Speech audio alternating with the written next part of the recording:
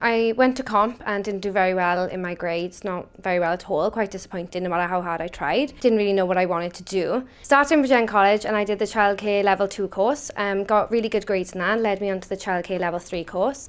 I qualified with really excellent grades and led me on to university. Definitely worked really hard because I had 2 part-time jobs through doing the course. I'm a carer for my mum as well.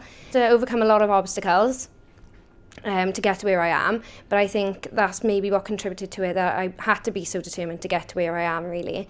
Ashleigh has gained the highest marks for any student that we've ever had. Obviously she's an academic student, but she hadn't done well previously in academic situations.